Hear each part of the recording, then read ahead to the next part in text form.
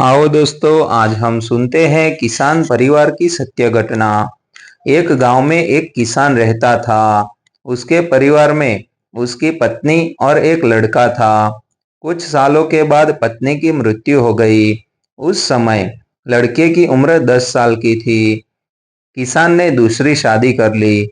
उस दूसरी पत्नी से भी किसान को एक पुत्र प्राप्त हुआ। किसान की दूसरी पत्नी की भी कुछ समय बाद मृत्यु हो गई। किसान का बड़ा बेटा जो पहली पत्नी से प्राप्त हुआ था, जब शादी के योग्य हुआ तब किसान ने बड़े बेटे की शादी कर दी। फिर किसान की भी कुछ समय बाद मृत्यु हो गई। किसान का छोटा बेटा जो दूसरी पत्नी से प्राप्त हुआ था और पहली पत्नी से प्राप्त बड़ा बेटा दोनों साथ साथ रहते थे। कुछ समय बाद किसान के छोटे लड़के की तबीयत खराब रहने लगी। बड़े भाई ने कुछ आसपास के वैद्यों से इलाज करवाया, पर कोई राहत ना मिली।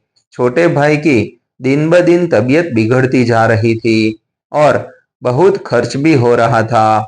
एक दिन बड़े भाई अपनी पत्नी से सलाह की कि यदि ये छोटा भाई मर जाए तो हमें इसके इलाज के लिए पैसा खर्च ना करना पड़ेगा और जायदाद में आधा हिस्सा भी नहीं देना पड़ेगा। तब उसकी पत्नी ने कहा कि क्यों न किसी वैद्य से बात करके इसे जहर दे दिया जाए। किसी को पता भी ना चलेगा कि किसी रिश्तेदारी में भी कोई शक ना करेगा कि बीमार था, बीमारी से मृत्यु हो गई। बड़े भाई ने ऐसे ही किया। एक वैद्य से बात की कि आप अपनी फीस बताओ। ऐसा करना मेरे छोटे बीमार भाई को दवा के बहाने से जहर देना है। वैद्य ने बात मान ली और लड़के को जहर दे दिया और लड़के की मृत्यु हो गई। उसके भाई भाभी ने खुशी मनाई कि रास्ते का कांटा निकल गया, अब सारी संपत्ति अपनी हो गई। उसका अंतिम संस्कार कर दिया गया। कुछ महीनों पश्चात उस किसान के बड़े लड़के की पत्नी को लड़का हुआ। उन पति पत्नी ने खूब खुशी मनाई। बड़े ही लाड़ प्यार से लड़के की परवरिश की। कुछ ही गिने वर्षों में लड़का जवान हो गया। उन्होंने अपने लड़के की भी शादी कर दी। शादी के कुछ समय बाद अचानक लड़का बीमार रहने लगा। माँ बाप ने उसके इलाज के लिए बहुत वैद्यों से इलाज करवाया। जिसने जितना पैसा मांगा दे दिया, सब कुछ दिया ताकि लड़का ठीक हो जाए। अपने लड़के के इलाज में अपनी आधी संपत्ति तक बेच दी, पर लड़का बीमारी के कारण मरने की कगार पर आ गया। शरीर इतना ज्यादा कमजोर हो गया कि अस्थि पिंजर शेष रह गया था। एक दिन लड़के को चारपाई पर लेटा रखा था और उसका पिता साथ में बैठा अपने पुत्र की ये दयनीय हालत देखकर दुखी होकर उसकी ओर देख रहा था।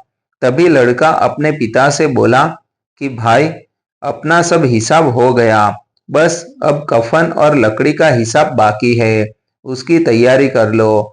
ये सुनकर उसके पिता ने सोचा कि लड़के का दिमाग भी काम नहीं कर रहा है बीमारी के कारण, और बोला, बेटा, मैं तेरा बाप हूँ, भाई नहीं। तब लड़का बोला, मैं आपका वही भाई हूँ जो आपने जहर खिलाकर मरवाया था। जिस संपत्ति के लिए आपने मरवाया था, मुझे अब वो मेरे इलाज के लिए आधी बिक चुकी है, आपकी शेष है, हमारा हिसाब हो गया। तब उसका पिता कूट कूट कर रोते हुए बोला कि मेरा तो कुल नाश हो गया, जो किया मेरे आगे आ गया, पर तेरी पत्नी का क्या दोष है जो इस बेचारी को जिंदा जलाया जाएगा। उस समय सती प्रथा थी, जिसमें पति के मरने के बाद पत्नी को पति की चिता के साथ जला दिया जाता था। तब वो लड़का बोला कि वो वैद्य कहाँ है जिसने मुझे जहर खिलाया था। तब उसके पिता ने कहा कि आपकी मृत्यु के 3 साल बाद वो मर गया था। तब लड़के ने कहा कि ये वही दुष्ट वैद्य आज मेरी पत्नी के रूप में है, मेरे मरने पर इसे जिंदा जलाया जाएगा। हमारा जीवन जो उतार चढ़ाव से भरा है, इसके पीछे हमारे अपने ही कर्म होते हैं। हम जैसा बोएंगे वैसा ही काटना पड़ेगा।